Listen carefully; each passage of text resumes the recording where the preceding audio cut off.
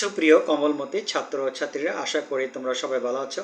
আজকে আমরা SSC Sylhet board 2015 কোশ্চেনটি সলভ করব। সঙ্গে আছে আমি প্রভাষক ইফতেখার আহমেদ রতন।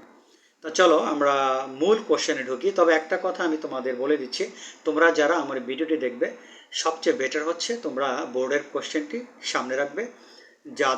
যাদের হাতে বই আছে ওকে ফাইন, যাদের হাতে বই নেই তোমরা নেট থেকে কোশ্চেনটি ডাউনলোড করে দেন দেখবে, এটা সবচেয়ে ভালো হবে।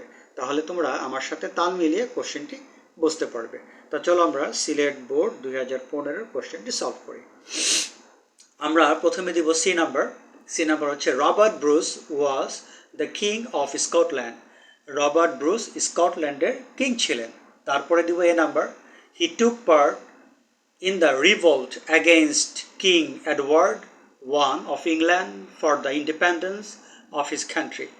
তিনি তার নিজের দেশের স্বাধীনতা রক্ষার্থে উনি কিং এডওয়ার্ড এর বিরুদ্ধে তিনি যুদ্ধ করেছিলেন। তারপরে দিব আমরা ব্যাগের B, but his army was defeated again and again, কিন্তু তার সেনারা বারবার পরাজিত হন।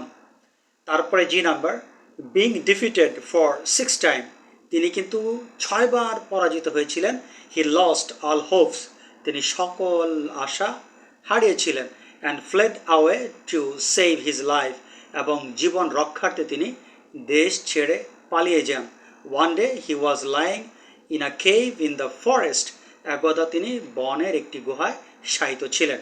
তার মানে 6 বার যুদ্ধ করেছেন, সকল আশা ত্যাগ করেছেন, দেশ ছেড়ে পালিয়েছেন, এবং তিনি একটি বনের গুহায় তিনি আশ্রয় নেন যেখানে তিনি শায়িত ছিলেন।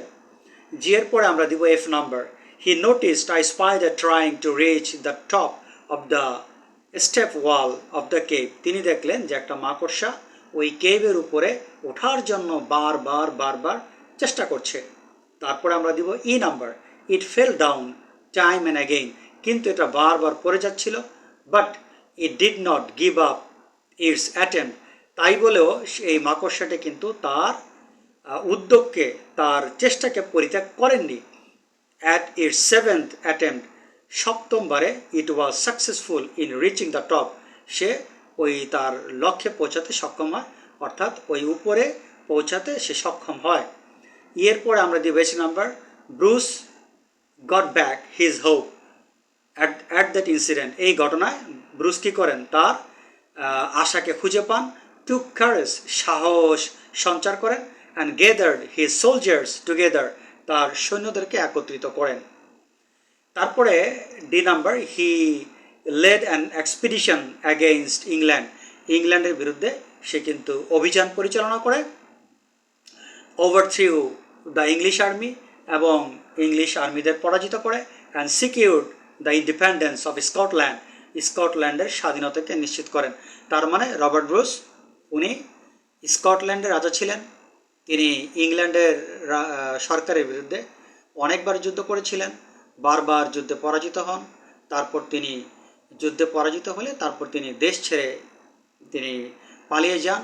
পালিয়ে গিয়ে একটি বনের গুহায় আশ্রয় নেন। তো তিনি একদা শুয়েছিলেন, দেখলেন একটি মাকড়সা, সে উপর ওঠার জন্য চেষ্টা করছে, কিন্তু সে প্রতিবারই ব্যর্থ হচ্ছে। 7মবারের বেলায় মাকড়সা সেটা লক্ষ্যে পৌঁছাতে সক্ষম হয়। এই বিষয়টি রবার্ট ব্রুসকে খুবই উৎসাহিত করলো। সে আবার তার আশা খুঁজে পায়, সে আবার তার সৈন্যদেরকে একত্রিত করে এবং ইংল্যান্ড সরকারের বিরুদ্ধে ঝাঁপিয়ে পড়ে তার জয়কে নিশ্চিত করে। আশা করি তোমরা ভিডিওটি বুঝতে পেরেছো। আজ এ পর্যন্ত, আল্লাহ হাফেজ।